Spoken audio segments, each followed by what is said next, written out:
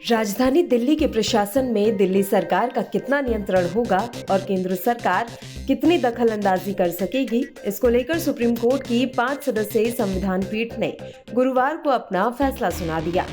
Supreme court ने दिल्ली सरकार के हक में फैसला देते हुए कहा कि दिल्ली सरकार को सर्विसेज पर विधायी और कार्यकारी अधिकार है। ये वही शक्तियां हैं जो दिल्ली सरकार को मिली हुई हैं। हालांकि राजधानी दिल्ली दूसरे केंद्र शासित प्रदेशों से अलग है, इसलिए इसमें कुछ हिस्सों जैसे पुलिस, कानून व्यवस्था और भूमि को छोड़कर बाकी सभी चीजों पर विधानसभा का अधिकार होना चाहिए। दिल्ली में सर्विसेज के अधिकार को लेकर केजरीवाल सरकार ने एससी में जो तर्क रखे थे, काफी हद तक कोर्ट उस पर राजी भी दिखाई दिया।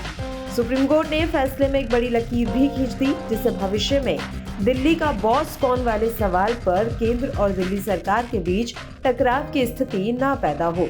सुप्रीम कोर्ट ने आज सर्वसम्मति से फैसला देते हुए कहा कि सेवाओं पर दिल्ली सरकार के पास विधायी और शासकीय शक्तियां हैं।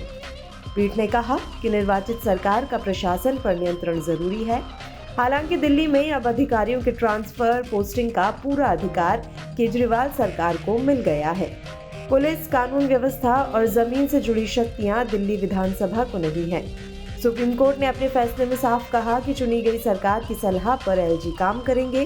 कुछ विषयों पर केंद्र का नियंत्रण इस तरह से नहीं हो सकता कि दिल्ली सरकार का कामकाज प्रभावित हो। उपराज्यपाल की शक्तियां उन मामलों के लिए है जो विधानसभा के दायरे में नहीं आते। इस तरह से देखें तो सुप्रीम कोर्ट ने दिल्ली सरकार की पावर स्पष्ट कर दी है। साथ ही उपराज्यपाल को भी नसीहत दी गई है। अधिकारियों की पोस्टिंग और ट्रांसफर का अधिकार मिलने से दिल्ली में आने वाले महीनों में एक्शन भी देखने को मिल सकता है।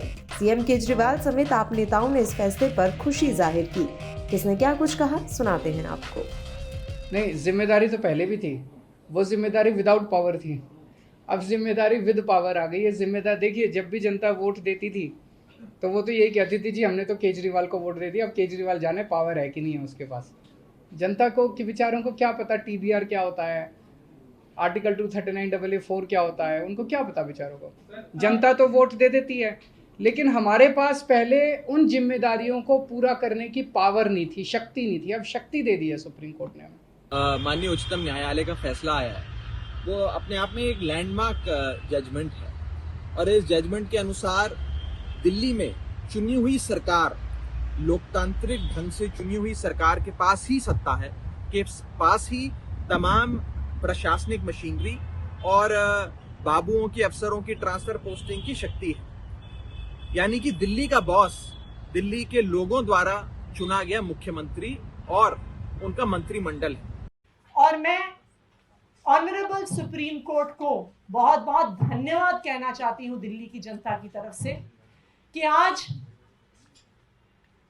सिर्फ उन्होंने एक फैसला नहीं दिया है, आज उच्चतम न्यायालय ने इस देश के संविधान को बचाया है, इस देश के लोकतंत्र को बचाया है। अगर एक चुनी हुई सरकार की ताकत छिन जाए तो जनता के वोट का कोई मतलब नहीं बचता।